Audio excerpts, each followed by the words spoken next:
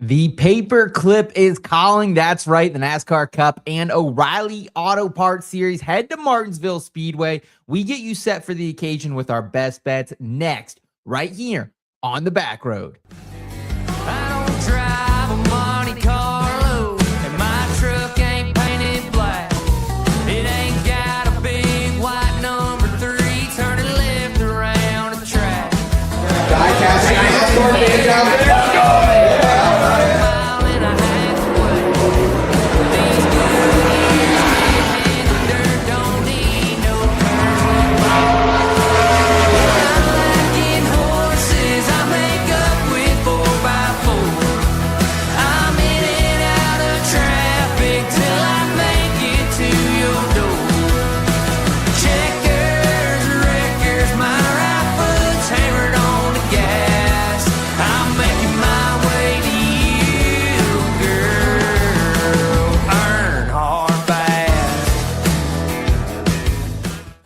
What's going on, folks? Welcome into the Backroad. It is In Between Media's NASCAR betting show. Elliot Hicks and Seth Woolcock with the season kicking into full swing. We're getting into the swing of things now and thankfully making some money while we're doing it. Hopefully going to continue to turn that paper clip into a money clip and make some money at Martinsville, Seth. I think this is the week, Elliot. I've said this before going to this particular track. And it's one of those, you either make money or you lose money, right? But hopefully we're back in the green here this week. A couple gainers, like some multi-unit plays going down this week for me. So liking a lot of what we're seeing out there compared to the recent books, just since we've been back on the traditional oval. So looking forward to it, man. And appreciate everyone riding here with us in the IBT family.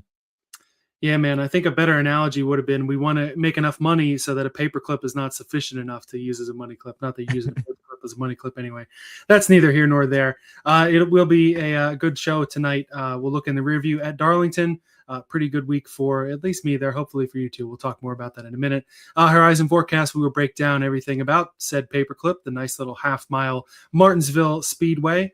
And then in our parking garage props, we will give you our best bets for the weekend. Lots of great stuff going on here. First of all, I want to direct you to our new sub-channel, _Backroad here on YouTube. Got some special episodes, some special shorts coming out, including something that you and Rod have done very recently, Seth. Yeah, actually, we just put out a nice micro episode today, about a 30-minute watch or so, just kind of, wet the whistle here midweek, but just talking about some of these standings updates and what are we looking at with some of these underperformers like Chase Briscoe? He's been absolute crap so far this season. Kyle Busch, is some of this just bad luck? Is some of it actually cause for concern? We kind of talk about, 6 different drivers of the standings as a whole. So appreciate Rod on that one and everyone who checked out that show or plans to this weekend as well. Yeah, great to have Rod back on the program as well.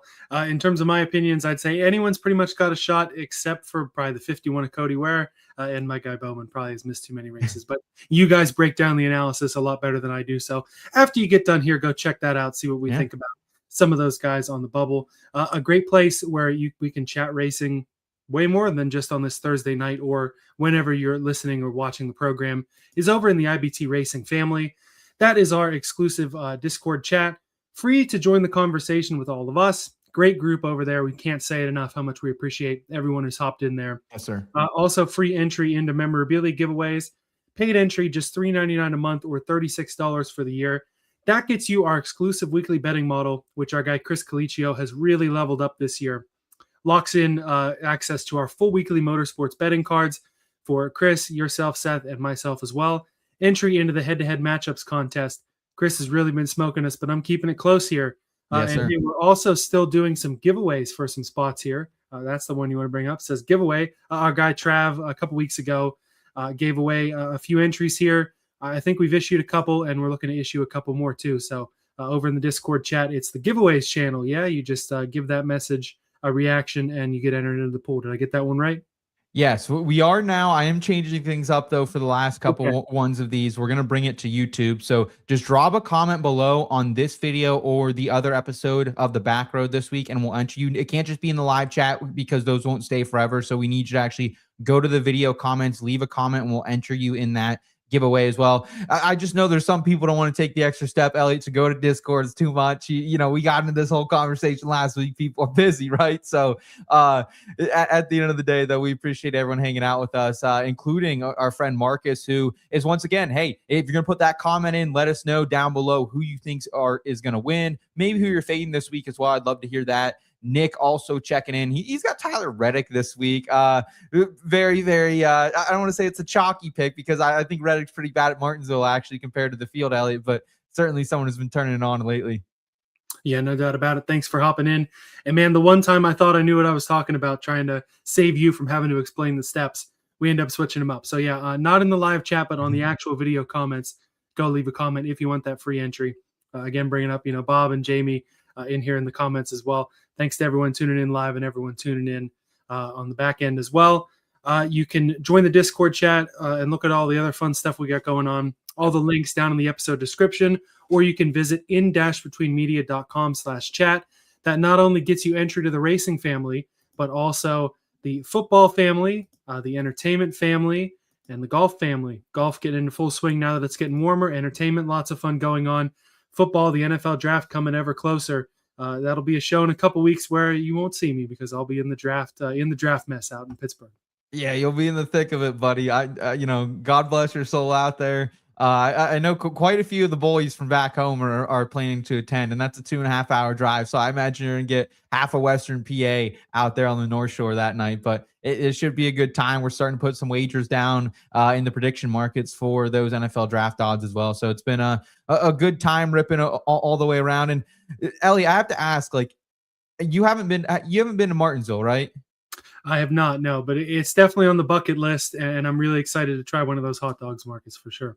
I'm just gonna float it out. I know some years we can get to more than one race, some we can't, but I would like to make that a priority just strictly for the video content we can do about, hey, how many Martinsville hot dogs can we eat? How good are they on a scale?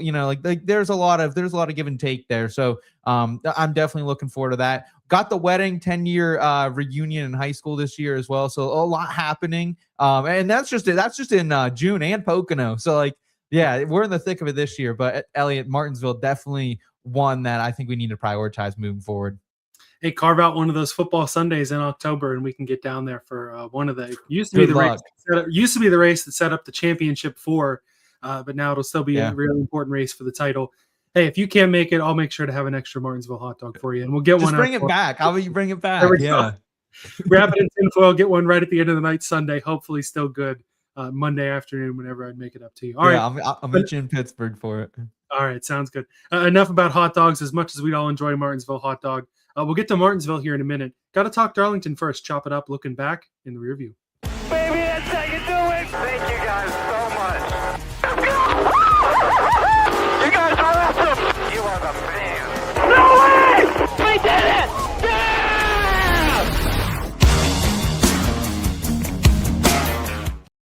We had the full trio back at it at Darlington, Truck, O'Reilly, and Cup Series. Truck race Friday night. We got that Friday night trucking back, and we got a heck of a finish too. Carson Hocevar, Ross Chastain battling late. Hocevar ends up losing a tire, man. That's happened to him a lot this year. Corey Heim, freshest tires in the field, at least toward the front half. Goes from ninth on either the last restart or second to last restart. Ends up stealing the win from Ross Chastain in the last lap.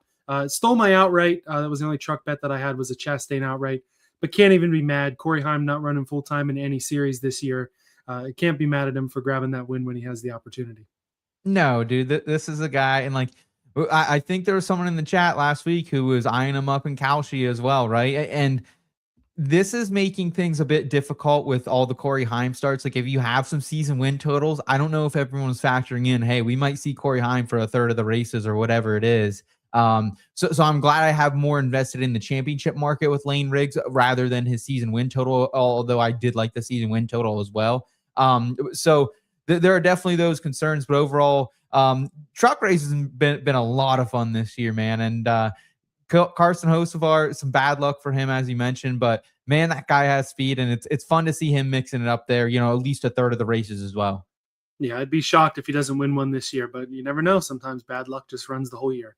O'Reilly Series, Kyle Larson subbing for Alex Bowman in the 88, leads about the first half of the race, ends up getting knocked back on a bad pit stop, and the other really good car, they're plenty of good cars, but Justin Allgaier was up there as one of the dominant ones as well. He continues to reign supreme at Darlington.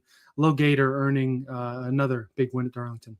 Yeah, that was one of my big bets of the weekend. I should have gone all the way to the outright. I just took the top 5 minus 125 for a unit and a half. That felt good.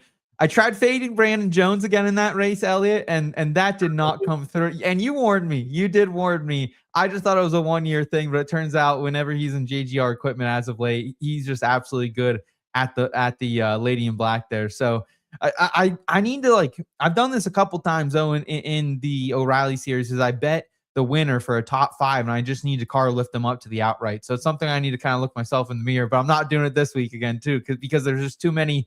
I feel like it's Gator and everyone else right now. Yeah, and it's tough when you have multiple Cup drivers. Really, every single week there'll be that too. A couple more in the race this week too. It is dangerous to fade a guy who's got history. I'm doing that on the Cup side at Martinsville, as we'll talk about. You got an outright on somebody that I'm completely fading. That'll be fun to talk about. But on the Cup side, looked like Tyler Reddick was completely fading early on. Battery trouble, alternator issues, things like that. Voltage trouble for that 45. He was probably the best car. Didn't know if it would quite work out. Turns out he ends up being able to overcome the issues, run the whole day without the cool suit.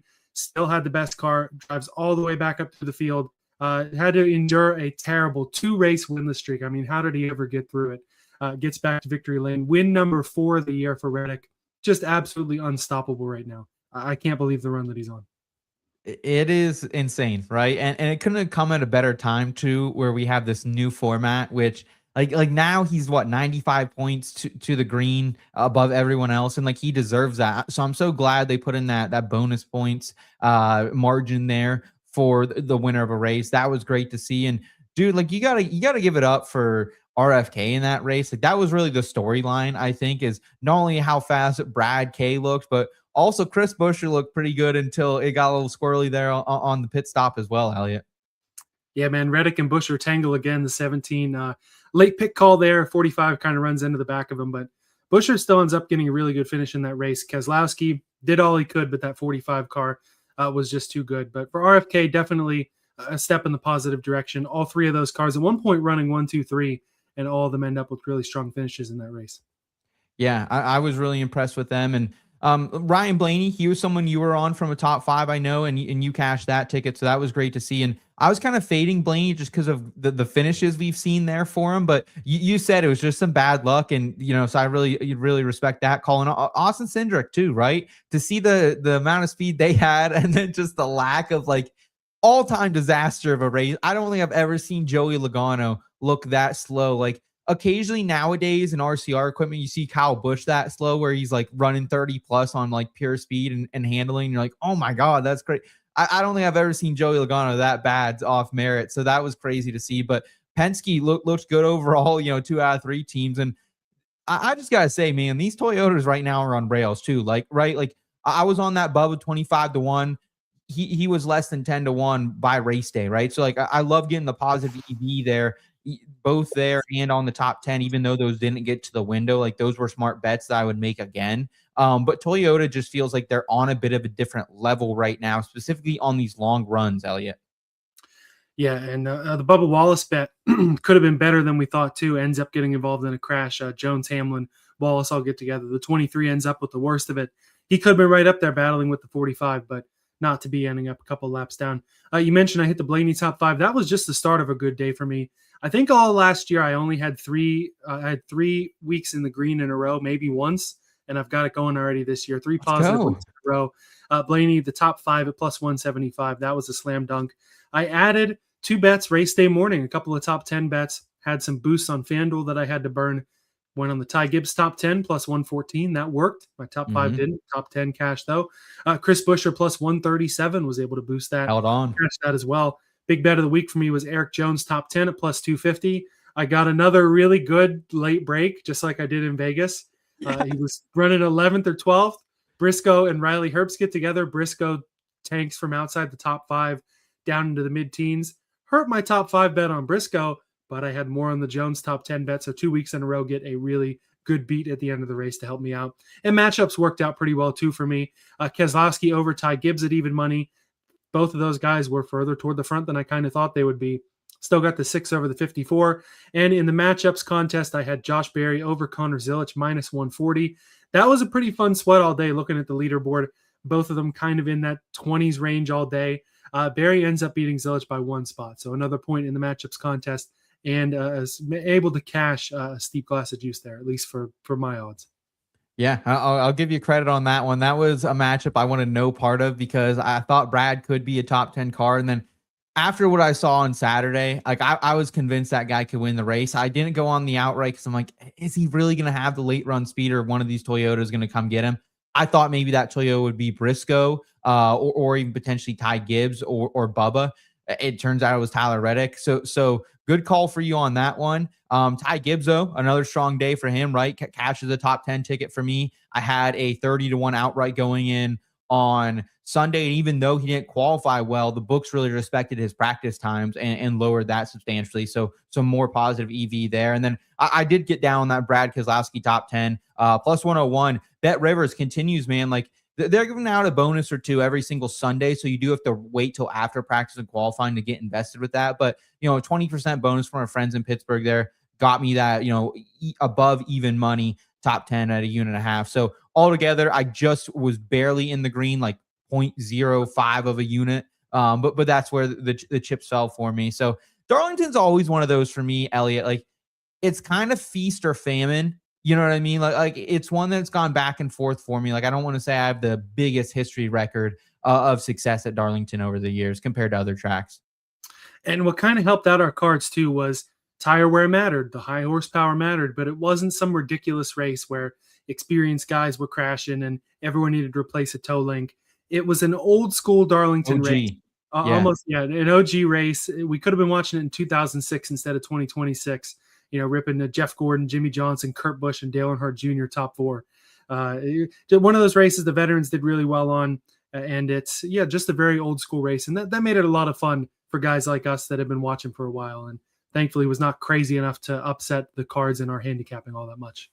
If you don't think Darlington was a good race, you're an absolute freaking schmuck, dude. Like I'm just gonna say that. Like, I haven't checked out the Jeff Gluck poll so far this week. I'm sure it was probably, I would think probably 70, 75 maybe at least, but that should be dang near 100. I mean, that was a good race. Was it always action packed? No. Did Fox's broadcasting absolutely blow yet again? I mean, the thing that bothered me the most about it is when we're starting to see, okay, how far does Reddick have to come back from? Fox couldn't even get tell us he was back 7 seconds. They had him back 35 seconds. I'm like, oh, I know that's not true. But other than Fox trying to kill that broadcast because they absolutely are garbage, that was a really, really pure race. And I think it's just a speak to what both Goodyear are doing to the tires and what NASCAR is starting to experiment with the horsepower. So 2 things. First, the Gluck poll for the week, 77.2% yes. That's probably too low. It's definitely too low in the rankings. Ranks 12th out of 18 Darlington races in the poll. Number 7 of 9 next-gen races at Darlington. The 2 last year were the 2 lowest. It was a better race than that. But you're right, though. The Fox broadcast probably brings it down.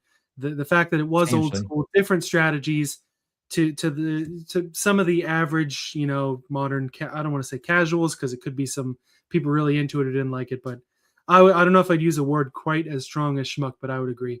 Best part of the broadcast, though, was Darrell Waltrip getting back in the booth, getting the old school boogity, and having Mike Joy, Larry McReynolds, Darrell Waltrip chop it up in the booth, just like they did back in the good old days. Do any of the 3 of them still have their fastball? No, but it still was good to see, kind of kick that nostalgia back into gear for me. It was fun to listen to. And even the best guys don't have their fastball every day. Just ask Paul Skeens in New York City today. Didn't work out so well for him. Yeah, absolutely. We don't need to bring our Pirates troubles into this realm. But Elliot, the thing that drives me the most insane about the Fox broadcasting is maybe with 25, 30 laps ago, oh, Austin Cindric's running top 5. We haven't talked about him all day. It's been dude, Cindric's been a top 10 car all day. You just haven't mentioned it because you mentioned no one but the leaders. And also what's super irritating about their broadcast right now, and I'd love to hear what the chat thinks as well, so weigh in on this.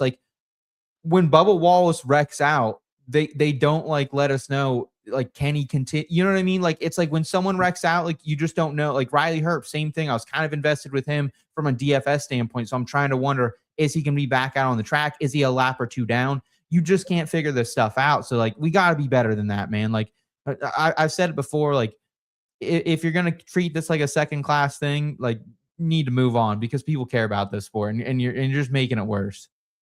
Hey, we're only 2 months away from Prime taking over and getting some real quality broadcasts in there. And that's the beauty of that good old HBO Max subscription, in-car cameras for everybody. You can go take a look over, see how a guy's doing, or at least keep an eye on that live leaderboard. Either way, though, I completely agree with you. But you got to deal with it. And thankfully, we're still able to make some money regardless of who's broadcasting the race. We'll start to look ahead to this week in the Horizon forecast for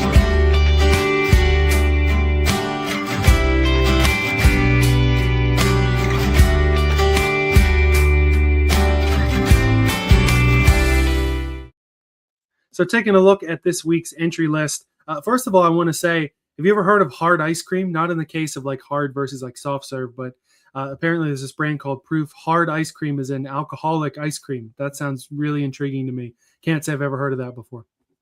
No, I would definitely would not go down that lane. I wonder, like, what my fiance, Elliot, you probably know, she loves ice cream. Like that's her vice. And I almost wonder though, like, would this be something she would enjoy or would it ruin the ice cream? You know what I mean? Yeah, I'm not sure. If we're ever down south, we'll have to check it out. Lord knows Pennsylvania is not fun enough to let us have that stuff here in the Keystone State. No. Entry list for the weekend Cup Series, the 36 chartered cars. Allgaier is still in the 48. Austin Hill in the RCR 33. Hopefully not going to cause as much trouble as he does in those O'Reilly races. 40 cars for 38 spots for the O'Reilly Series this weekend. The Hettinger 5 car has Luke Baldwin making his, I believe, series debut. JRM number 9 is running with a late model legend, Lee Pulliam, who owns his own late model cars, has won a lot of big races, has run a couple with JRM, and now getting his shot in the O'Reilly Series. A couple times a year you see those late model guys get a shot in JRM equipment, and it's really fun to watch. Bubba Pollard. Yeah, Bubba Pollard a couple years ago too. Brad Perez gets some funding from Bubba Wallace's foundation as well as a couple other sources. One of the favorites in the garage to run 42 for Youngs. Ross Chastain will be in the 91 this week down at the O'Reilly level. So keep that in mind when you see Chastain on betting cards in the 91, not in a JRM car. We'll talk more about that later. Weekend schedule pretty normal. O'Reilly P&Q Friday afternoon, 4:30. Modified race, if you're into that, 7 o'clock over on Flow. Cup practice and qualifying, 12:30 on Saturday. 3:35 the green flag for the O'Reilly NFPA 250. Stage lengths there, 60, 60, and 130. Cup Series green flag, 3:41 p.m. Eastern Time. For the Cookout 400, 80, 100, 220, your stage lengths there. Not the Richmond Cookout 400, the Martinsville Cookout 400. Love some Cookout, at least half this program does, but when you sponsor 3 or 4 races a year, it does get a little confusing. Oh man, from an SEO perspective, I've been on this rant before. It is definitely difficult with the Cookout 400. I wanted to try it again when I was down south, coming back up with a pickup earlier this year. There was one like literally a mile from the where I got the truck, and I was like, I'm not hungry yet. And then I never saw another Cookout, so I was kind of bummed out because like you've hyped this up quite a bit, and they're on, like, I even Cookout themed the entire thumbnail. I don't know if you saw that. It's like kind of like a fast food restaurant background. So yeah, I mean, I'll play ball here, but Cookout, at least they're invested in the sport. So I appreciate them for that. Hey, next time you're down there, man, get that burger tray with a huge T if you're a T fan. All right, so Martinsville Speedway, they call it the paperclip for a reason. It is a 0.526 mile oval, quite literally shaped like a paperclip. Have to look at it as a unique track, though. We do have some short tracks you can pull some data from. Bowman Gray, also an ultra short oval. Same with North Wilkesboro. New Hampshire, longer track, very similar shape, but overall Martinsville is unique and probably should be studied as so. Yep, I mean, that is primarily it. I know Chris does, of course. We try to put in comps when we can, so I appreciate that. New Hampshire, Bowman Gray, North Wilkesboro, and did throw a little bit of Phoenix in there from earlier this season just because of the horsepower differential as well. So I think those are really the ones to look at, but primarily like it's Martinsville for me. And then honestly, like Bowman Gray a second, just because it's the closest thing we've seen so far this season. Yeah, I like including a couple of tracks that, Phoenix is not really that similar to Martinsville in how they race on track, but you're not right. At all. Same horsepower package, something that we've seen this year. it really helps include that "what have you done for me lately" on a track that's much more similar than Daytona or Atlanta or Vegas or Darlington or anything like that. We get something that's a little similar. Obviously, it gets easier to handicap later in the year as we throw in Martinsville and all these races going by, because Martinsville's still near the end of the year. But in any case, still doing the best we can. And there's plenty to pull from on the trend side too. In total, there have been 154 NASCAR Cup Series points-paying races at Martinsville, one in the inaugural year of the series, 2 races per year every year since 1950. So that is a lot to pull from. We have lowered in the trends, though, to mainly just focus on the next-gen stuff, because we are to the point we've had 8 races here. 8 races, big enough sample size, at least in the next-gen comparatively, to pull from. So you look at last fall, William Byron was your pole winner. He won from the pole, and that's the first time that's happened at Martinsville since 2013. It's not something that happens very often. Active pole winners, Kyle Larson has done it twice. Christopher Bell, William Byron, Ryan Preece a couple years back, Chase Elliott have all won next-gen poles here. But the winner's average starting position in the next-gen era, 11.625. You've had 3 winners that have started in the top 5, but 3 that have started 18th or worse. Do you think this is just a factor of some good cars starting a little further back, or just showing that the paperclip maybe has more chaos than we give it credit for?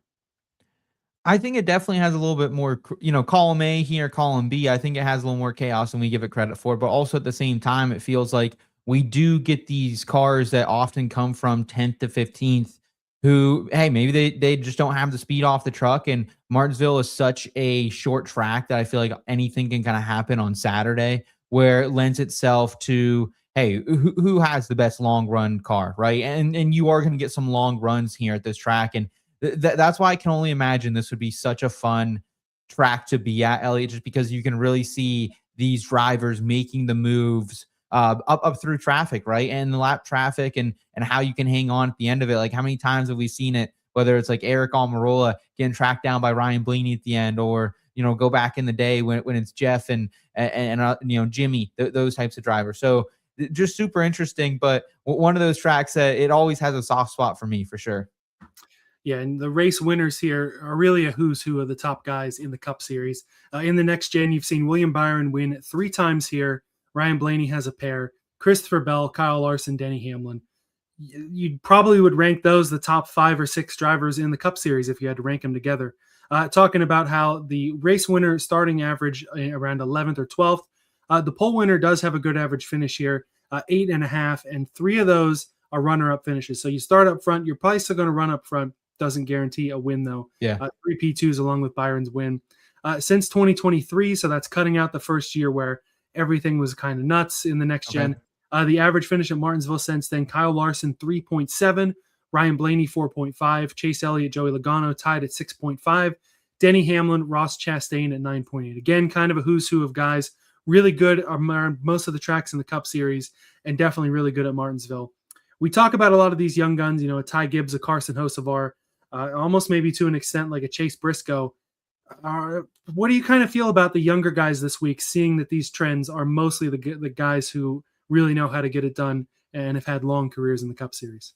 Yeah, it's a week I'm actually kind of pulling off of some of these young guns, and it is more of a veteran. Like, there is one younger driver in particular who I think has figured out this track better than others. But, like, we've been riding the Ty Gibbs train. We've been on Bubba Wallace to begin this season. I ain't afraid to throw a couple units down on Chase Briscoe. Briscoe's different because I feel like, he's here and like he's in the best equipment as well. And he's also, I almost classify him more as a veteran now. But those other guys, I'm definitely fading a little bit more than usual. Like, if you give me a matchup with one of these veteran guys, like even like a Brad Keselowski, who I see as being like a 15th place car this week, I would generally take him over a lot of these younger drivers out there. Yeah, and hey, you could tell I was hesitant to throw Briscoe in, but just another guy that I might have thought of there. Yeah. When you extrapolate the data out to what driver averages considers to be short tracks, so you very well could have a Phoenix in there, probably a Bristol as well, some tracks that don't necessarily race the same as Martinsville, but still a more similar track type, more similar setups, et cetera, et cetera. Ryan Blaney, the best at 8.8. Kyle Larson just behind him, 8.9. Denny Hamlin, 10.1. Christopher Bell, 10.8. Chase Elliott, 11.2. So again, who's who of the series here. When you look at team averages, how do the teams run in general? Again, over the last 3 years here, Hendrick, an average finish of P10, so very strong for Hendrick. Team Penske not far behind, 10.4. Joe Gibbs Racing 15.1, Wow. 2311 at 17.4. Yep. So again, probably your 4 top teams right now, all in the top 4 here. An interesting note too, normally short track, you're going to see close finishes, especially when you have an overtime here. That's happened twice, spring of 22 and 24. So, hey, you want to follow a trend, even years in the next gen, expect overtime. But 2 of the 5 largest margins of victory in the history of Martinsville Speedway have happened in the next gen. You saw Denny Hamlin last spring and Kyle Larson in the spring of 2023. Large margins of victory. So you still get those dominant cars, and in the long runs, you can see first run away from second. A couple more trends here to round us off. One about Martinsville, one about general qualifying that we've seen over the last couple of years. Last season, we saw 7 drivers place top 10 in both Martinsville races. Wow. Chase Elliott, Christopher Bell, Kyle Larson, Ross Chastain, Ryan Preece, Joey Logano, Todd Gilliland, top 10 in both races last year, tied for the most in Martinsville history. And this one, a qualifying race stat, again, extrapolated over plenty of different tracks. Drivers starting on the front row have won 17 of the last 25 Cup races. That is the most since the spring of 1974. And it's funny that this trend comes after something that we saw a couple of years ago. I'm sure you remember us throwing it out in the trends back then. 2023 into 2024, the pole sitter went 1 for 52 in winning races. So back then, you could see the pole sitter hardly ever win a race. And now front row, like I said, 17 of the last 25. So qualifying, we go back and forth track to track. How important is qualifying? Can a guy start XYZ far back in the field and still make it? The current trends say you better be on the front row or you're going to be in trouble come Sunday. Well, and this is so interesting too, because really at the beginning of the next gen era, it was the wild, wild west, right? And now we have kind of had this car long enough. It feels like the cream is starting to rise to the top, right? It's kind of like the opposite of what's happening over in Formula One, right? Where it's a bit of a, shit show. So yeah, really cool to kind of see this, and like it makes the whole weekend worth watching. And especially from a gambling perspective, it helps us out a little bit, which also explains why the books have gotten tighter over the seasons as well. I think it lends itself to that, but also helps us as handicappers to really, most weeks we can go in and pick. If you said gun to the head, you have 6 drivers, one of these have to win the race. We could do that almost every single week, I would say, on these short and mile and a halves.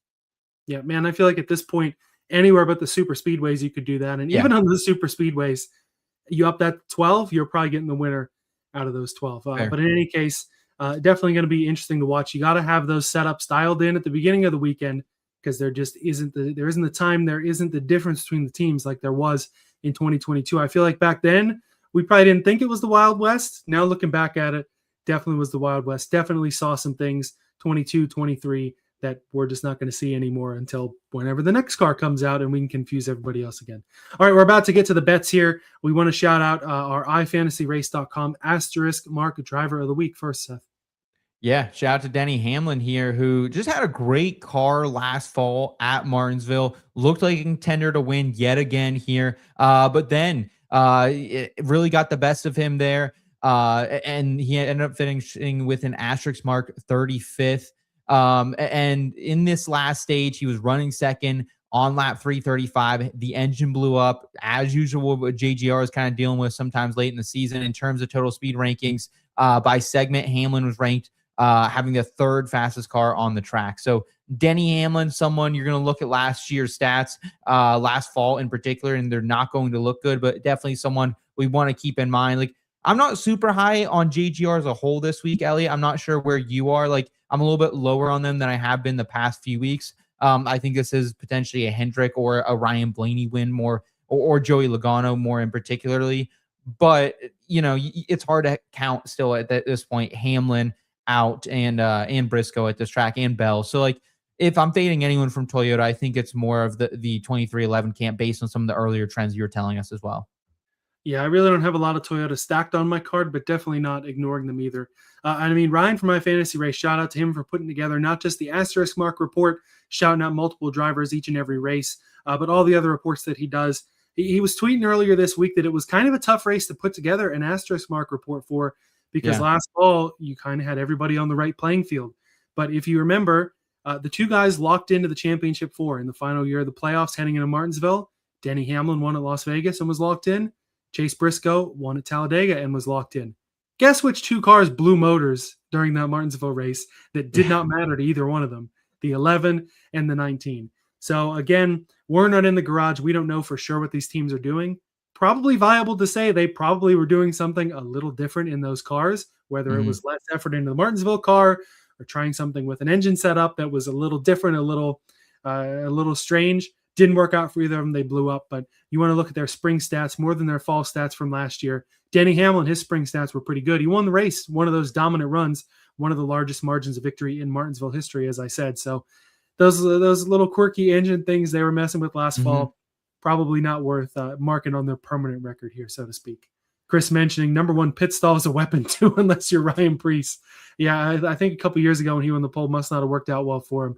But important to note too on those pit stalls, Martinsville, wacky, windy pit road, something to watch out for. Cook out the absolute best. I won't take any slander. Thank you, Chris, for being on my side on this one. I need to know. Yeah, I need to know. I know we got a lot of Southern fans out there. Like, is Cookout good? Like, maybe that can be your comment to enter the giveaway. Like, if you don't want to let us know who you think's gonna, yeah, I want your cookout order. I want good or not, and then I also want your NASCAR pick to win the Cup Series race. That's what I want in the comments. Filled with that, yeah.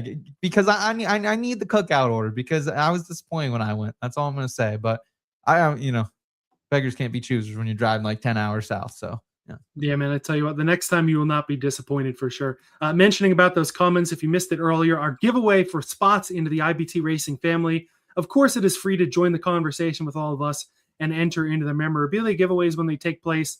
Paid access for the model, our cards, and the head-to-head matchups contest. We still are giving away some spots, but instead of doing that in the Discord, we are now doing that on the YouTube comments of this show. Not in the live chat, because the live chat is separate from the comments. You'll have to go to the actual video, whether you do that live in the while you're watching it right here or after we wrap up. Outside of the live chat, you want to put it in the comments. I was talking about permanent record. You throw a comment down. That's more permanent record than the live chat is. From there, we will pull the giveaway entry for this week. So best of luck to you. Hope to see you guys in there and trying to get a slot in the IBT Racing family because it is a great time over there. Cookout is the best, bro. Thank you, Lost Prophet. I'm glad I'm not the one in the wrong here very clearly, Seth. Yeah, I don't know what it was. Usually I'm like pretty high on things too. Usually I'm an optimist, as I've been told. So you love a Cody Ware top 20, but you don't love no Cookout. Cody Ware, again, we had this argument last week, man. Cody Ware's had some good finishes at Darlington. He's done all right. Within the first 50 laps of the race, Cody Ware was multiple laps down. So shout out to the books and shout out to me talking you out of that one, Seth.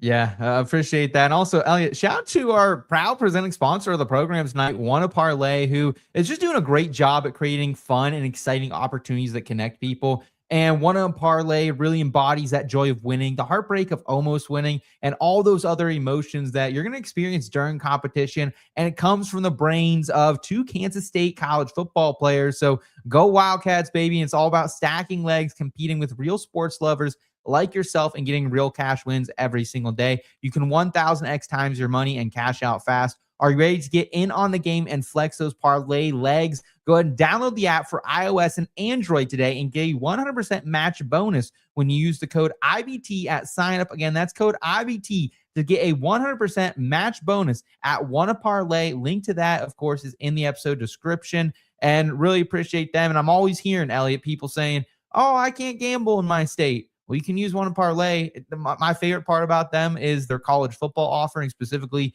player props for a lot of the states you can't bet player props. So, yeah, go check them out today. WannaParlay. Use that code IBT. Shout out to our friends over there. Always some great sponsors here. Chris getting us started with the cookout orders. Quesadilla tray with 2 quesadilla sides and an Oreo cheesecake milkshake.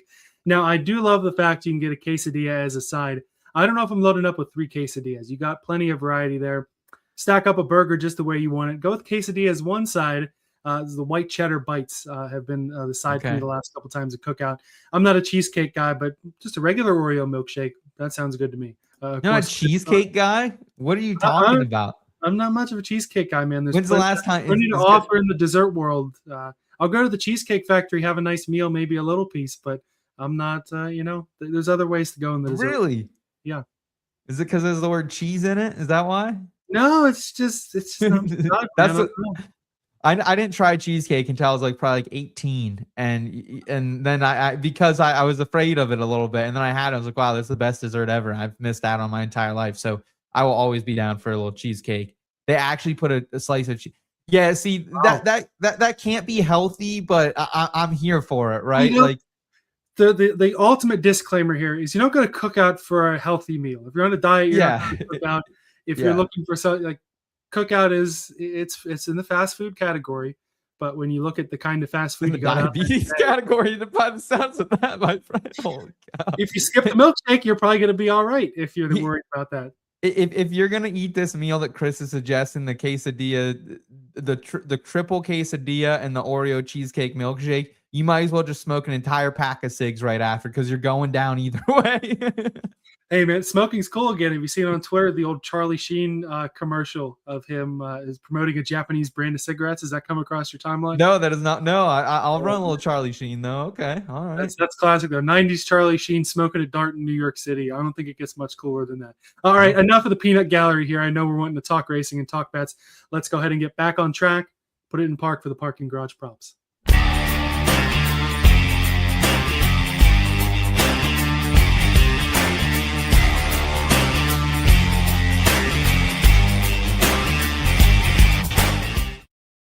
So we were talking a bit before the show here, and we were saying we actually don't hate what the books have on offer this week.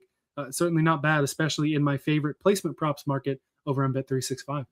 Yeah, still disappointed. Like I think O'Reilly Series top 10s are gone most weeks. Like I think we can kind of pour that out. It's been hit or miss. FanDuel only had outrights up. They must still have all their people on March Madness duty, because they haven't had anything over there.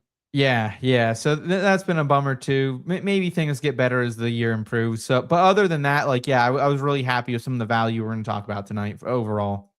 Good value on the books and good value when you can boost things, which BetMGM has been throwing out some boosts here lately. This one was just a 15% odds boost. But when William Byron's outright was still at the best number across all the books at BetMGM, yeah, I'm going to throw that to about a 7-1 here. He's kissed that grandfather clock in the next gen 3 times, earned his way into the championship 4 last year in the most clutch way with that third next gen win. And like I said, this number as low as plus 550, if not lower elsewhere. I'm going to boost it up to 7-1 for sure. Looking at laps led, 304 out of the 500 laps last fall, 212 out of 400. If you remember spring 2022, maybe one of the worst races I've ever seen. Very rarely, and I know you can call things a snooze fest or like a real snoozer. I don't know that a race has ever put me to sleep except for that spring 2022 Martinsville race, where I probably slept in a Wake Forest, North Carolina, Winston-Salem, North Carolina, Wake Forest University hotel bed for about 50 to 100 laps of that race. Probably a bunch of the ones William Byron led, because he's been the dominant force here in the next gen. In the 2024 races, he led a combined 139 laps here also. In the model, pretty good, P4. Doesn't get much better than that. We'll talk, I think, about the 3 guys in front of him as well. Over his career here, 6 top 5s, 9 top 10s. And just as he has been in each of the last 3 years, I think that it's going to be William Byron being the first Hendrick car to victory lane in 2026. Put another grandfather clock in that shop or in that house or wherever you put him, Willie B. I know you're probably running out of room, but thinking this weekend could be one more for you.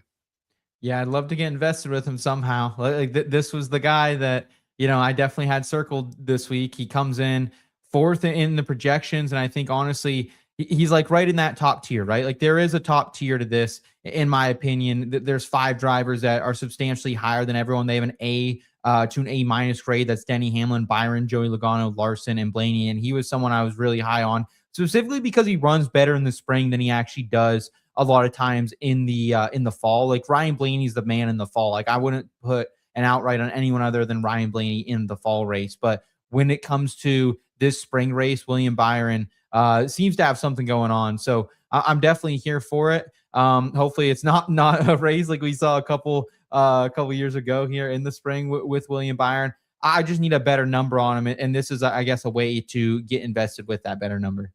Yeah, and that's the way to play the boosts. This is definitely a better way to do it than when I boosted a Logano top 10 a couple of weeks ago. That was a 100% profit boost that I boosted just above even money, and he couldn't even cash it for me. We're going to talk about ladders a little bit here. You've got a couple of different bets on a couple of guys involving outrights, Joey Logano being the first of those. Yeah, I mean, so Elliot, I don't know if you had the same experience, but like whenever we got the shit kicked out of us in high school wrestling, like the one year, like we were the District 9 favorites and we lost the first match to the little town next door, right? Like we got the shit kicked out of us by little brother. And the next week, worst week of practice I've ever had in sports. Like, I mean, we're talking cranking the wrestling room to 100. We're running till we're dropping. You know, it was brutal. But I'll tell you what, man, like after that hellish week in practice and just being under the microscope more and more, like we came out the next week, performed close to peak level really from there on out. And Rod and I talked about it. Like, yes, am I concerned about Joey Logano looking like absolute dog shit last week? Absolutely. Like you know, you can't factor that. But this is Martinsville, man. And I think Joey Logano right now is the best value on the board. He's third in our projections.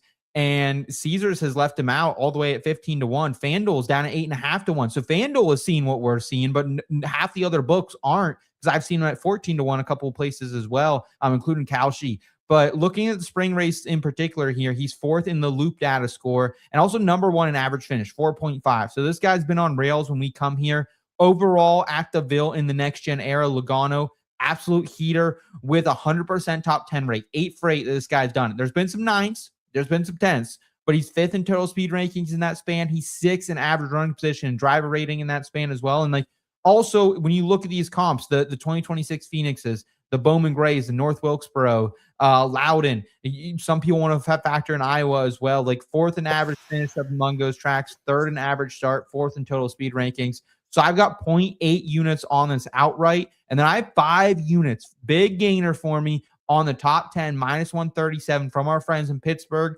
I've seen that for as low as minus 165, so I think there's value there.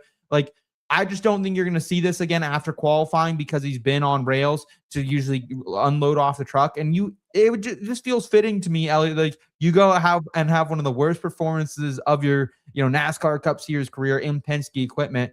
I think you go out the next week and you just find a way to put it all together after getting, really your ass chewed out in meetings this week. Yeah, and I mean, I think if anybody can do it, I think Logano's a prime candidate. And I like the numbers here. This is one of those bets where I feel like you're betting the number and you're betting the pedigree. But I don't think that you're focusing on Joey Logano in 2026 enough. I mean, he's had a race or two this year where he's looked like old school Logano, a guy who is a 3-time champion of the sport, can go out there and win races. But in the longevity of the season, I'm still very worried about Logano. I think that it is a fair conversation to say, is he going to make that top 16 in points? It could be very difficult for him.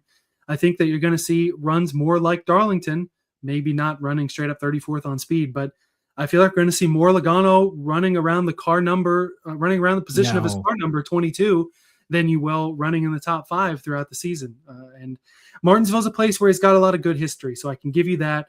But when the number and the history, I'm okay with betting Joey Logano for an outright and maybe even a top 10 in the current climate right now. It's too difficult for me at this moment. Yeah, I guess like sometimes I would be scared off on this because actually, if you go back to the Clash, again, our closest comp at Bowman Gray, I had a top 10 bet on Joey Logano. I think it was around those prices, maybe minus 150, and I had 2.5 units on it. So I said, hey, let's double down Martingale strategy, baby. Let's go back in for 5 this time. And he was a top 10 car most that day. He wasn't a top 5 car most of the day, but he was running somewhere between 4th and 8th most of the day, and then ends up falling out real late. I think it was last lap he might have got passed on that. So yeah, Joey Logano, I'm going to fire him up here in DFS. I'm going to fire him up in fantasy. I'm going to try to attack him all the way I can because I just think it's a value play and it's price enforcement for sure. Yeah, and I mean, he was one of those 7 that were top 10 in both races here last year. Last year's not this year, though, so we'll see what happens. 8 for 8. This is the streak breaker then, if that's the case. We'll see what happens. I am much more enthused about the next guy who you've got these bets on, though, for sure. Yeah, I've been seeing our boy Bob Bodner in the chat firing out some Ryan Preece tickets, 25-1. Well, Bob, great minds must think alike because I'm right there with you, baby. I'm going to fire him up here, 25-1 at Caesars. I'm 0.4 of a unit, so just kind of a sprinkle here for me. But I'm also down 1.6 units on a plus 130 at Bet365. And like, I just feel really dang good about getting the guy who comes in 12th in our projections and won our closest comp track of Bowman Gray earlier this year as well at that 25-1 price, at that plus 130 price, because I've seen him as low as 18-1 on the outright. I've also seen him minus 106 at some books for a top 10. So the fact that, like, I was about to place a Kalshi bet that I was getting about plus 118, which I thought was going to be good value. And then all of a sudden, we just have Bet365 leaving them out here for this. And I get, like, it never feels great betting someone like Ryan Preece at close to even money. But, like, that's where we are with this guy. He's come a long way. He's in some really strong equipment, and he's been particularly strong here in the spring. 7th in loop data, 9th in average finish at 10.3. And as a whole at the paperclip, he's finished top 10 in 2 out of 2 races with RFK, 3 of the last 4. And again, those 2 of those 4 SHR equipment, worst finish being P14 in that span. He scored stage points in 50% of the stages in that span, 8th in average running position and driver rating. And for good measure, 3rd in comp track finishes last year as well. So Ryan Preece, he is now up in this category, Elliot, where you talk about some of the best drivers in short track history, or maybe short track history is a far branch, but short track NASCAR Cup Series 2026, I think he's a top 5 or 6 guy. He's not being priced like it yet. Yeah, this is another one where the number is maybe better than the driver, at least in the outright market. But I do think Preece probably fucks around and wins a race this year. I mean, we've seen the guy speed, goes ahead and wins the Clash. The top 10 number is great. I've got more bets on Preece that I'll talk about later. We'll circle back on Preece here in a few bets. The one thing I'll mention, though, Ryan Preece, very confident coming into the race weekend. He was on Jeff Gluck's podcast earlier today. He just does it in a Zoom chat. You can put in a custom name, kind of like you can on here. We have our own graphics to mask that up. But in any case, Ryan Preece put his name in as Ryan the Paperclip Punisher Preece. So we're going to have to throw that one in there if he has a good finish this week. Bob mentioning 50% of his total laps led at this track, 135. You can click off laps a lot faster here. That's why you can see guys lead 200, 300 laps. But that is significant time out front. And like I said, Preece, a guy that I like a lot. I don't have his outright. His top 10's been in and around my card, but I've got some other numbers on Preece that we'll talk about in a little bit. Want to focus on some placement props, though, first. And I'm keeping the ladder theme going. Hendrick Motorsports in the top 5 here. Jeff Gordon, he wants to be as excited as he was on Saturday Night Live, 25 years ago or whenever that was. And this weekend, the 3 full-time drivers for HMS, Kyle Larson and William Byron, are even money for a top 5. Chase Elliott at plus 135. I've got them all on my card. And it doesn't matter that it has not been the best start to the year for HMS. They haven't got a win yet in the Chevy body. They haven't looked as dominant as they should be at some places where they know they should be the dominant force.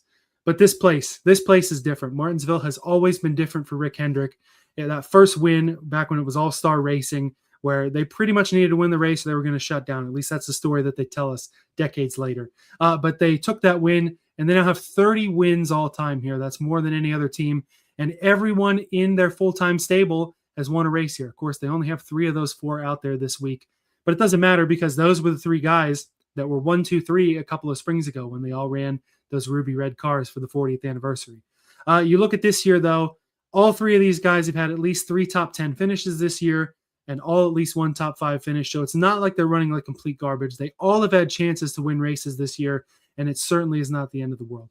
Already touched on William Byron, having a pretty good season, really, really good at Martinsville. Same for Larson and Elliott. Kyle Larson, P2 in the model, top 6 in each of the last 7 races here, including a win, and his last 4 races here, P2, P3, and a pair of P5s. Those are all top 5s. So at even money, I kind of like it. Look at average finish since 2023 that we talked about earlier in the trends. Larson has the series best at 3.7. Chase Elliott not too far behind, P6 in the model. Top 5 finishes in each of his last 4 races here, P3, P2, P4, and P3. In the next gen, 557 laps led. You look 9 top 5s, 14 top 10s here in his career. And this 9 team has had early consistency that you haven't really seen from them in a while. I think that's a good sign for the 9. We know the 24 is fast. We know the 5 is fast. It's one of those weeks where you could even see this cash even if a Denny Hamlin or a Ryan Blaney runs away with the win and these guys aren't quite good enough to get the checkered flag. You very well could see them run 2, 3, 4, 3, 4, 5, be in contention in this race and get Jeff Gordon at least a little bit excited. Man, this is one of those bets. I think it's smart to a point because if you cash 2 out of 3, you're in the green on it, right? And that's kind of your play here. And it makes sense from an overall HMS standpoint. The issue is that, I think you're fading forward a little hard, right? Because you got Blaney, you got Logano, you got Preece, 3 guys that I think can be in that mix. You throw Denny Hamlin in there, Chase Briscoe likely going to have a little bit of speed. Chris Bell probably not going to go away. I think between that mix, you're just asking for trouble. If I could maybe find better numbers on them as well. Like I like the plus 135 on Elliott. I would just like a little bit better than even money, but yeah, again, you only need 2 out of 3 to get you here into the window. Yeah, and that's the play here. Disclaimer, it wouldn't matter who'd be in the 48. I wouldn't bet Bowman. I'm not betting Allgaier. Certainly not for a top 5 and not for anything at this place. But these next 2 bets, I want to use this kind of as like a betting lesson too. And I mean, you guys all know it. Most of the people watching this program are way more likely to drink juice on bets than I am. But I'm learning. I'm coming around to it. And the number one lesson I feel like that I've learned in betting is make the obvious bets. It's not rocket science. It's not even Bill Nye the Science Guy science. But it's just watch the races, take a look at the trends, see what you're doing for me lately, and make the obvious bets. I'm back to the well for a second week in a row on the Denny Hamlin top 3 this week, plus 160 on Bet365, and Ryan Blaney's top 5 at minus 130 on the same book. Not a parlay, but like I said, grouping together as part of the lesson. Betting the same guys multiple weeks in a row, if the trends come out, certainly not a red flag. Both drivers have wins this year, so they're both feeling good. They both are really strong in Martinsville. Both of them probably more likely to win than any of those 3 Hendrick guys that I just waxed poetic about. Denny Hamlin, P5 in the model, does have 1 win here in the next gen, and then 5 additional victories here in the pre-next gen era. Top 5 in 5 of 6 before the engine failure that we talked about in the Asterisk Mark driver of the race. And you look at laps led here in the next gen, 735 of them for Denny Hamlin, including plenty of them last spring, the last time he was trying to win a Martinsville race about a year ago. Ryan Blaney, top of the model by far. He was an A+ grade. 2 wins here, 6 top 5s. Has never been worse than P11 here in the next gen. And the last time he was outside of the top 11 at any Martinsville race, 2018. So that's quite a while ago at this point. 4.5 average finish here since 2023. I think that both of these guys are going to run up front. They both are going to be in the mix for the win, and certainly both in the mix to run top 3 and top 5. Yeah, I like the top 5 play on Blaney. It's something I looked at for a long time. The only thing that kind of pulled me off it, Elliot, is the spring finish is, right around in average, like 7.0, right? 6.75 more in particular. And then that average finish overall closer, 4.25. So he's definitely a little bit better, or not even a little bit, but I'd say a lot better when we get here in the fall. However, he is someone like I want to get invested with, and I was actually surprised at how reasonable the number was. I thought you're probably going to look at minus 150 to get invested with him. I thought there would be no matchups against him that were even fair, but there are.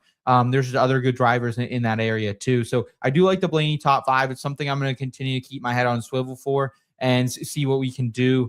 Maybe use that BetRivers boost or something like that on Sunday morning on him.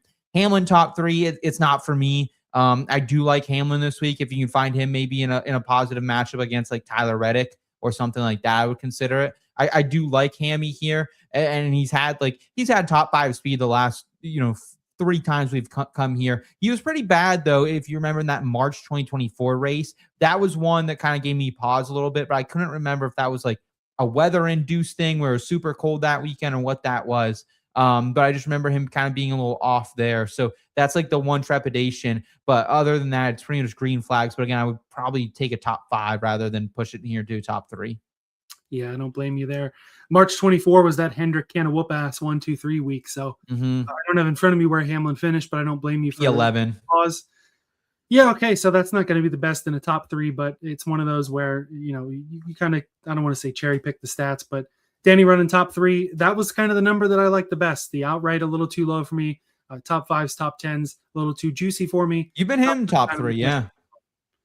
Yeah, I got him top 3 in the when he won Las Vegas, but that same week had a Reddick over Hamlin that did not go very well. And again, a matchup against Reddick would be good because 23-11 is not all that strong here, and I don't think we have any 23-11 on our betting card.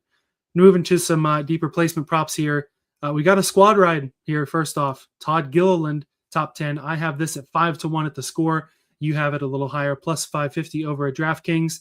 He's got a really good Martinsville record. He had the top 10s in both races last year.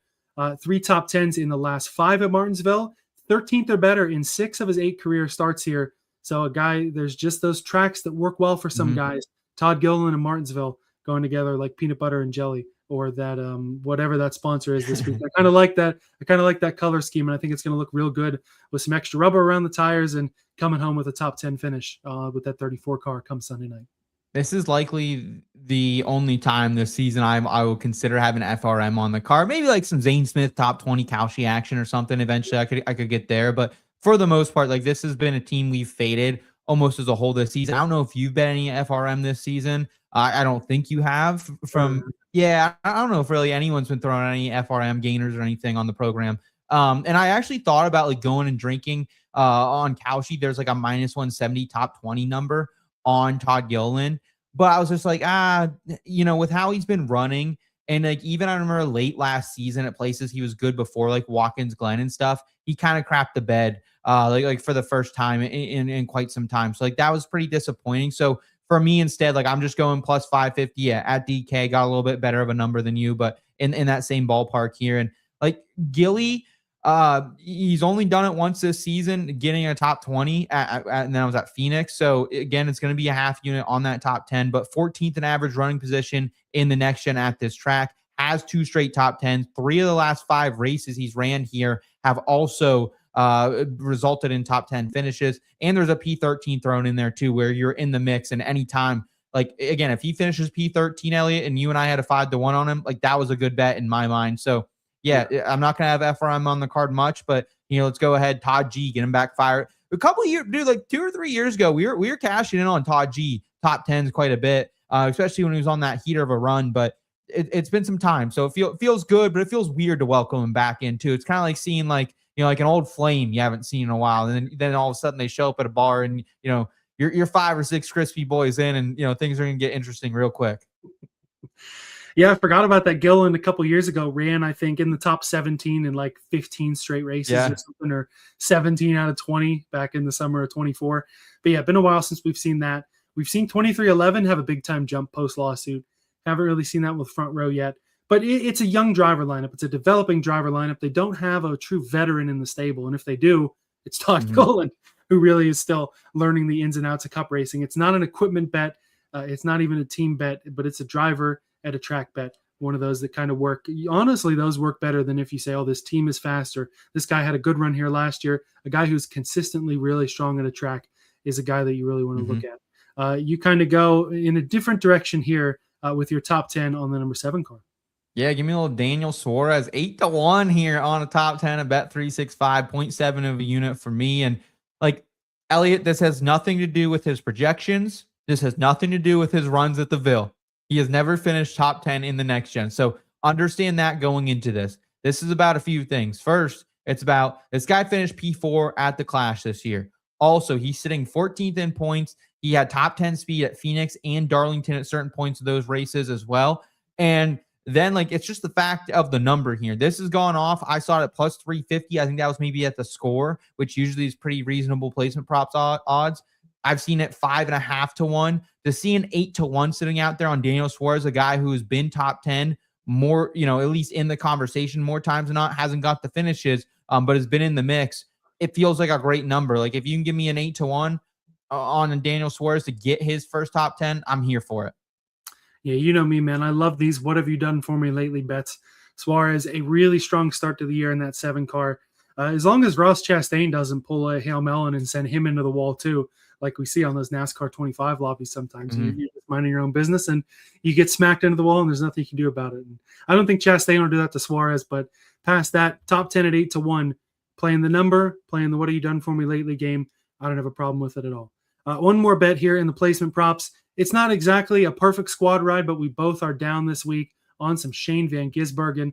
I'm high enough to go for the top 10, 6 to 1 over on Bet365. I like that number too. It's a fine number.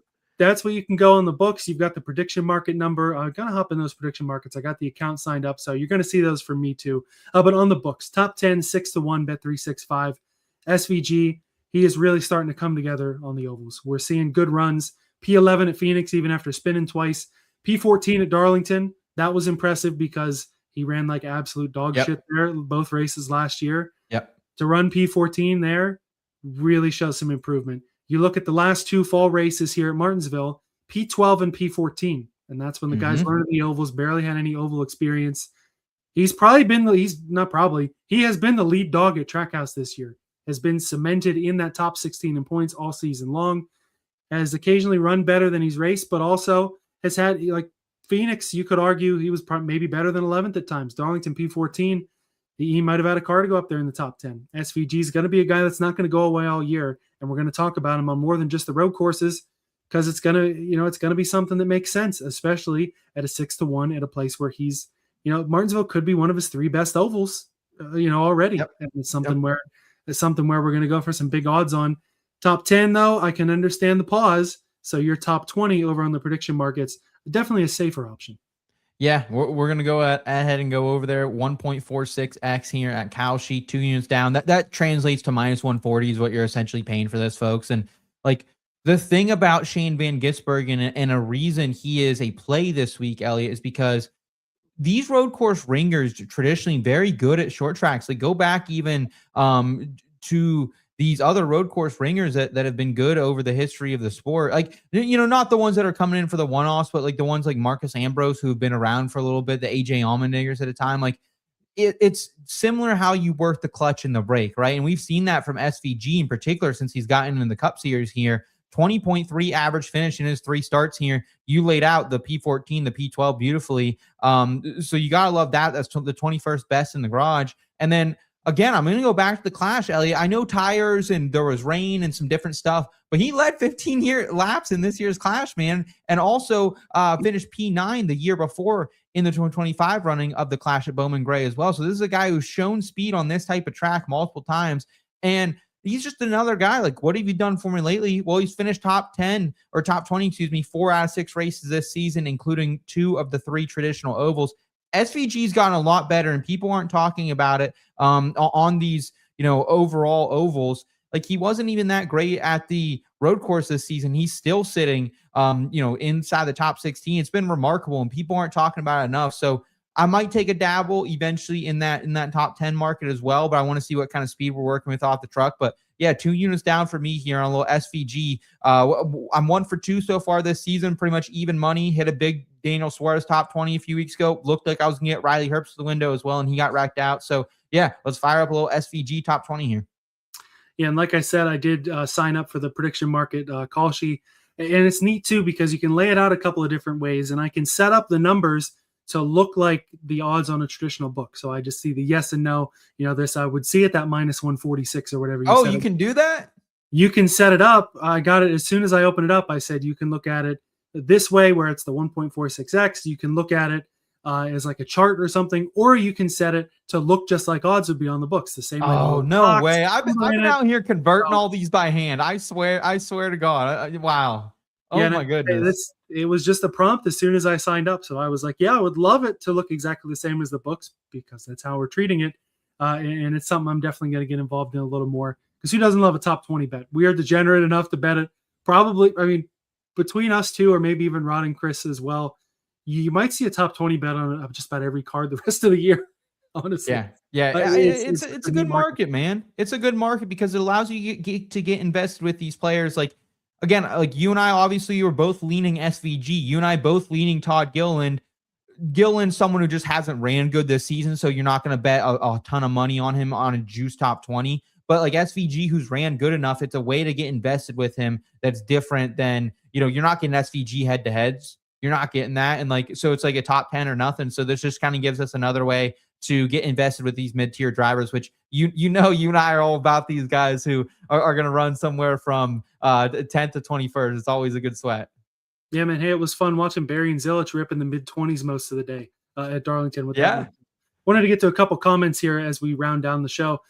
Chris, bringing it back to the cookout argument, health is out the window. This is the South. Bojangles for breakfast, cookout for lunch. Now, have you had Bojangles? No, have you? That's another one you can respect. It's almost a different vibe than cookout. It's just one of those southern, chicken restaurant, kind of like a Popeyes or not really as much like a Chick-fil-A, but there's a million of them. There's a million. Yeah, you see a million of those down south. That's true. Mentioning the model, Blaney was at the top. Had to include the decimals on P2 to P4. Yep. It was real close. Was it Hamlin, Larson, Byron? I think, or Blaney. Well, Blaney was number 1, but Andrew saying can't bet Blaney as a favorite with that pit crew. Really important distinction that hurt him on at least one stop, if not more than that, last week.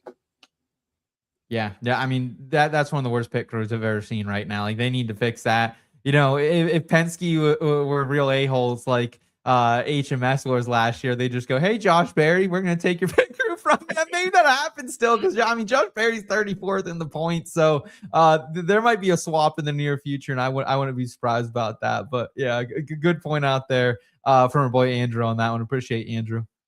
Chris also bringing up a Brian Twining point from Twitter. If Larson and Byron struggle this week, time to officially declare panic in Hendrick Motorsports. I would agree. If they run like garbage, first of all, it's going to hurt my betting card a lot. Second of all, yeah, it is going to be panic time over there for sure, because this is their bread and butter. And if it doesn't go well here, it's not going to be fun. Yeah, I completely agree. And Brian's been defending. He's been the defender. Like, I've been putting in the IVT race field for maybe 2 weeks now. Like, I'm getting a little nervous about HMS. And Brian's like, no, can't get nervous. Can't get nervous. Yeah, so this is a litmus test. This is the Joe Boo week, Elliot. This is the Joe Boo week. Yeah, if they don't do well, it'll sound like those storms that are starting to roll in right outside my window here. Stan saying you likes Wallace over Gibbs at -115. Yeah. Risky with the 2311 not running so well here, but I'm kind of okay going against Ty Gibbs if you have any sort of faith in the other driver, even though Ty Gibbs is running pretty well this year.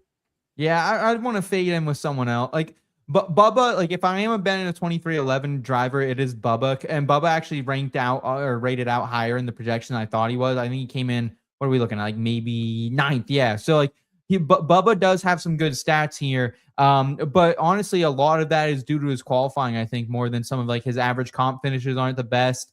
So yeah, I'm interested in Bubba, but I do want to fade Ty Gibbs a little bit this week, but it's just, I don't know how to do it. I don't know if that's particularly the play I want. Yeah, I don't really love this number either. One more I want to bring up before our last couple bets. John asking, what about McDowell? How do you think he'll do? I feel like he's kind of been 3rd out of 3 at Spire this year. I don't know if I have a lot of love for McNasty this week.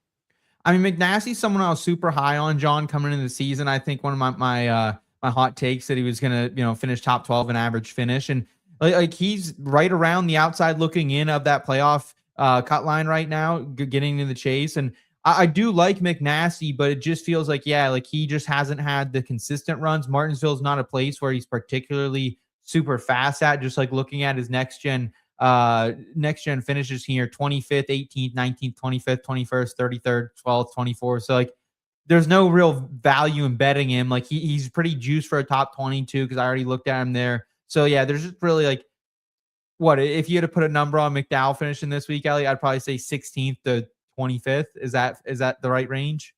I think you're probably in the right range for sure. But I appreciate the interest in McNasty. He's one of our boys. He's always treated us well. So I appreciate him. Yeah, and one of those guys that's interesting to look at in that back end of the top 10. There are tracks you can do that. I just don't think this is the week for him. Now's the time to circle back on Ryan Preece. I've got a couple of bets on him.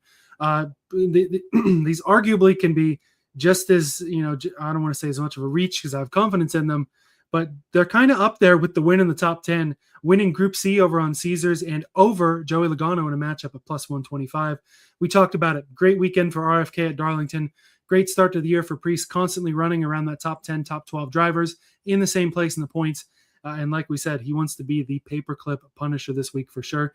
3 top 10s and an 11.8 average finish here since 2023, as I'm sure you said.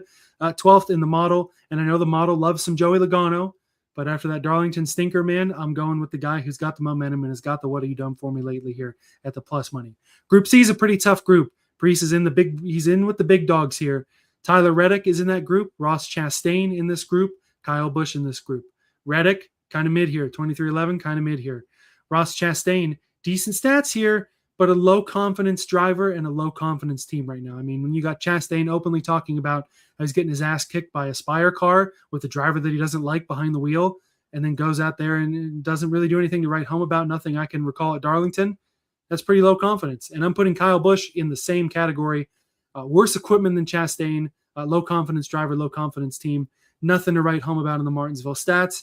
So I'm going with the paperclip punisher, Ryan Preece here. We very well could see a great week from him to hit that top 10. If we're lucky, hit that outright, and then hit these group bets and the matchups as well. On the Cup side, that's all we got. Got a couple on the O'Reilly side. Any other thoughts on Preece before we transition? I just like, it's a steep price to pay to beat 3 drive. And I honestly, like, it's a group that I do favor Preece in that group. However, like Ross is like a borderline top 10 guy here, just hasn't had speed lately. So like, I do like that bet. I just think you should be getting a better number than +165. That's why I don't do groups. And and against Joey Logano. Like, you just love these ones that just like tug you for 2 hours and it's an absolute sweater. Like, because I think both those guys would be really good. Before we jump to O'Reilly, a couple more comments here. Blaze Wolf got a top 10 on Suarez and Gilliland. Blaze is my boy. He's always coming along for these squad rides. So I appreciate that, Blaze. Jamie also saying good stuff, guys. Makes me more interested in racing. Hey, man, that's what we're trying to do here, man. We're trying to make it fun. So appreciate that as well. And then Stan let us know that Wallace actually beating Gibbs in 6 to 7 race. See, I'm a trends guy, and I like trends. So, and he is a bit higher than him in the projections as well, Stan. So I might be when I go back to the board. I don't have my matchup call this week for the contest, so that might be when I steal. So I appreciate you pointing that out. And also, Chris yelling at me that I haven't had Bojangles. Yeah, I passed $1 million in North Carolina when I was down there, and I just never got to it. But yeah, we might have to do a boys trip here down to Charlotte, Elliot. What do you think? Maybe play a little golf. Maybe hit a couple of these race shops as well. Yeah, as long as it's a race weekend somewhere in the vicinity, that'd make it extra fun. But in any case, still a lot of fun down there at the race shops and stuff. And yeah, any time is a good time for bow time, that's for sure. I talked earlier, William Byron's got a lot of clocks. Hendrick Motorsports has a lot of clocks. This guy finally got a clock in his place last fall. He should have more, though. I'm talking about Taylor Gray. His outright here for the O'Reilly series is at 5-1 on Bet365. Dude's just an absolute beast here, and we know he wants to add more grandfather clocks to his house or his shop or wherever he puts them. He deserves more. He wants more. He's damn good here, and I think he is one of the favorites. He's one of the favorites in the books and certainly should run up front if these Gibbs cars have any sort of speed like they've had. Last year, 139 laps led here across both the races, of course. Could have had the sweep. Sammy Smith had something to say about that. 3 truck starts here, P8, P6, P4. Should have had a clock there in his last race. Christian Eckes had something to say about that. Didn't work. Like I said, at least one missing clock in that bunch. He's not one to miss out on another one. Taylor Gray is going to be the dominant force in this race for sure. I think there's another driver that you're selling a little bit short, but I do like Taylor Gray. I was hoping to come in closer to a 6.5, maybe a 7 on him, but he is so even like it's hard to bet place. Like I was trying to get a top 5 number on him, and the best I'm seeing is like -145. It's just too much juice, Elliot. Like because of his recent form, right? He has not been good this season, really. Taylor Gray, it's been a bit of a disappointment, but he is a Martinsville ace, so he does have that. Like he does have one of those finishes too. As a big asterisk mark, Sheldon Creed getting into him, knocking him back. And I look at it not even just as Taylor Gray, the driver, but I'm looking at it as a Joe Gibbs racing car at Martinsville, which has been, it doesn't matter. Good point. To run up front. So I'm looking at it that way too with Taylor Gray. Yeah, no, that's super. He's the Joey Logano right now of the O'Reilly series, right? Like you didn't like my bet on Joey Logano, but he's the guy who hasn't ran good or at least got the finishes he deserves. But someone who has a great track record here. So, I mean, average position of 6.2 in that race last season. He was mid-race 5th. Had almost every single lap inside the top 15, led 52 laps. So, yeah, Taylor Gray's a great play. I just want a better number on him. So maybe if it's something he doesn't get off the truck super well because he started 13th in that race, maybe you go back if we do get some reopens after qualifying. Yeah, I think that he's the dominant player, but I think I know who you're talking about when you say I'm selling somebody short. Yeah, man. I mean, give me a little Justin Allgaier here, right? I think Justin Allgaier right now has just been, I mean, you talk about a guy who's on a heater. This guy has been super great this season as a whole. Really, it's like him, and it's like even when Kyle Larson's been coming down like as much as he has, like he's not like running over a gator like I think a lot of people think he should. We were on the top 5 last week. At kind of a similar number, so we're going right back to it. And this is my big bet of the weekend. This is going to be 3 units for me. So, I guess second biggest bet of the weekend, but I got a lot on Joey Logano as well. But you just look at what he's done, Elliot, before last season's 25th place finish, where he won stage 1, he led 37 laps, he finished stage 2 and 6, and just had a freaky thing happening at the end. He had 4 straight top 5 finishes, and then a P6 in there, and then a P5. Like this guy's just been rails here at this track. So I'm definitely in on Justin Allgaier. I think -130 is a great number. I think outright, if you want to, if Justin Allgaier wasn't in this race, I would bet definitely probably with you on a Taylor Gray outright. But I think it's a 3-horse race here. I can talk about the other horse as well. Yeah, we're going to keep the JRM party going for sure. And I'm going to throw out my top 5 on Carson Kvapil at +180 over on Bet365. One of those short track guys, man, led 40 laps here in the fall, was P4 in 2024 when he was running part-time. Rodney Childers, the biggest factor for this number 1 team. I think he's made this team a lot better. And I think Carson Kvapil, his second full-time year in O'Reilly, he's had to go through a lot of challenges, running for 3 different teams, stepping outside the JRM building a time or two. He's fought with those challenges, and he's had really good finishes to boot.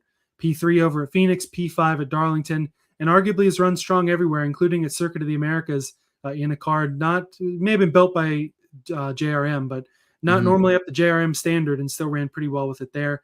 Kvapil, a guy that I'm going to be looking at a lot of these places the rest of the year, especially with limited Cup driver intervention. We don't have a whole boatload of Cup guys in the field this week. That gives me some confidence in Carson Kvapil, Rodney Childers in this one team. Yeah, I don't hate it, and I'll just round us out here, Elliot, with another top 5 on a JRM guy, right? Let's go with Sammy Smith here.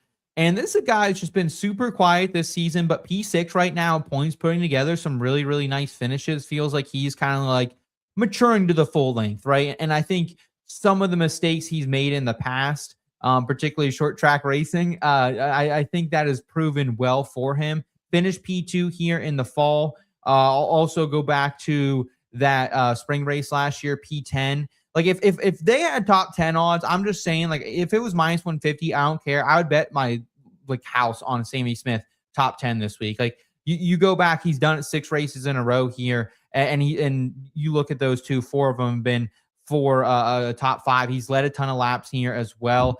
Finishes right inside that stage window every single year as well. Average running position in the fall wasn't super good, but like Sammy Smith always in the fall feels like he's like the Alex Bowman of the fall for the O'Reilly series. It feels like where he kind of just tails off a little bit.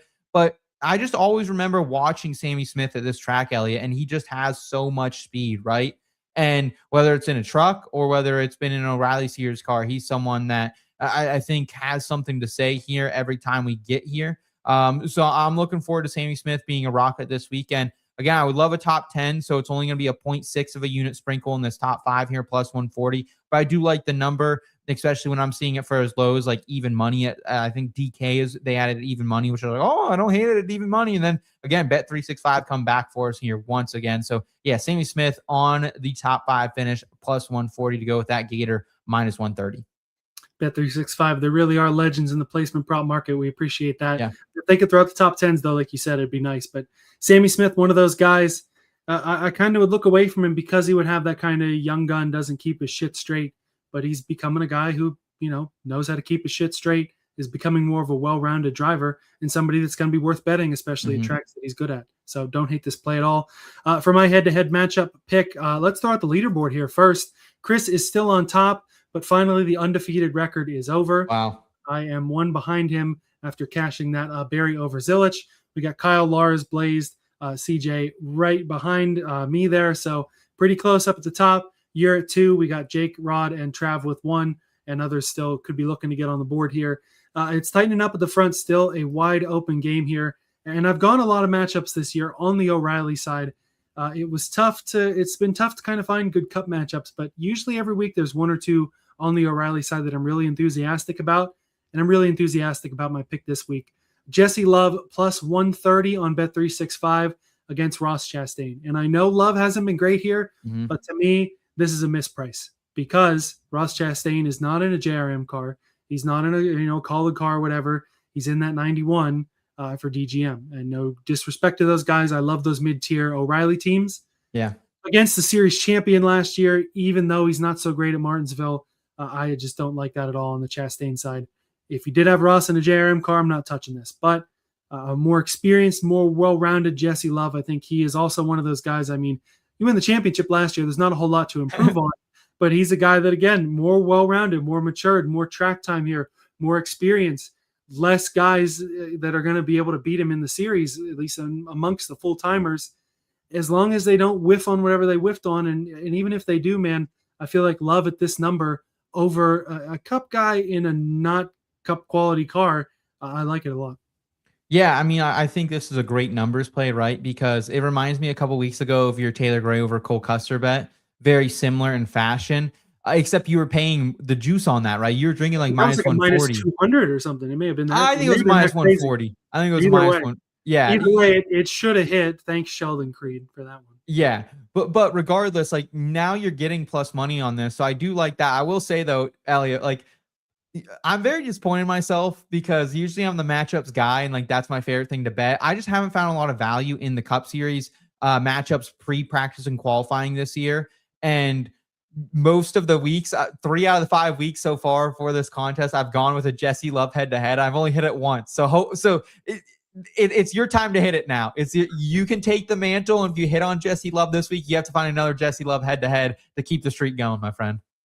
Man, I don't hate the sound of that. And hey, man, I get the value's not out there, but this is content for the show. You know, you find a little something to throw out there, man. I don't know. You don't have to throw anything on it. I think there's a week or two where I've thrown a matchup out there and not actually bet on it, but it worked in the head-to-head contest. So. No, everything I throw out there, I got to bet on it, and I just couldn't find anything.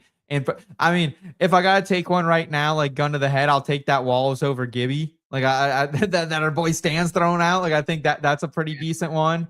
I was also seeing like some pretty, I can't remember the juice numbers I was seeing. Like the issue is like the drivers I want to bet. Like I'm looking for Josh Berry matchups. Can I find a Josh Berry matchup? Because he's someone I think last week it worked out pretty well. Yeah. Like there's certain guys I would like to find like more Ryan Preece matchups, please. Like, can I get a Ryan? Like I've seen a Ryan Preece over Brad. I don't love. Like, can I get a Ryan Preece over Busher? Like there are certain guys I'm eyeing, but I'll definitely have one Sunday morning there in the contest. But yeah, sorry, no head-to-head matchup pick, but gun to the head, I'll take this Wallace to beat Gibbs if I don't come up with anything better. Appreciate you, Stan, man. All right, there we go. Been a great show tonight. Appreciate everyone rocking with us live. Appreciate everyone checking in a little later, and appreciate everyone over there in the IBT Racing family. Free to enter. I can't pull up the giveaway one. We got that giveaway that we're talking about here. Mm-hmm. That is in the comments, not in the live chat, in the comments of the video. Throw in there whether you want to throw in your cookout order, whether you want to throw in a bet for the week, or whether you just want to say, hey, man, I want to enter the giveaway because I'm not able to swing that $3.99 a month or $36 for the year. We want you guys to get access to the model. We want you guys to see our betting cards, whether you ride with them or clown on them. And we want you guys to battle against the head-to-head matchups contest because I want to beat as many people as possible come the end of the year. But in any case, free to join the conversation and enter into memorabilia giveaways. And it's always a great time as well over on the Backroad sub-channel, _Backroad, or the link in the episode description. This video will also be collaborated with it, so very easy to just make that click if you're watching this back as well. Bonus content over there, bonus shorts each and every week, including ones coming out each of the next 2 mornings if schedules go to plan, as well as that bonus episode you and Rod did the other day talking about some of those guys in the points bubble. Yeah, man, it's been a really fun time. Appreciate all your work, all Chris's work, all Rod's work, and everyone else in the back end here at IBT who helps fuel us and keep us on the right path, man. It's been really, really cool kind of splitting up these channels a little bit. It's slow going, right? But that's part of this here. And we really appreciate every single subscription we get over there. It's the easiest way to help support us for free. So thank you guys for that. Thank you for everyone who comes out and hangs out in the live shows. It's one of my highlights every single week. Like, no matter how I'm feeling that day, no matter, the energy level coming in, seeing everyone getting to interact with my friends every single Thursday night, 8:30 p.m. Eastern time, Elliot, is an absolute blessing. So really appreciate everyone out there, and I hope everyone has a safe and just really fun weekend here out in Martinsville. And eat some dogs if you're out there for us. Get some dogs going on. Let's run them. Chomp some dogs for sure, and they do throw a little onion on there, so we can run it back from my last week's onion send-off. Thanks for riding down the back road with us. Best of luck with your bets for the week. We'll see you next time.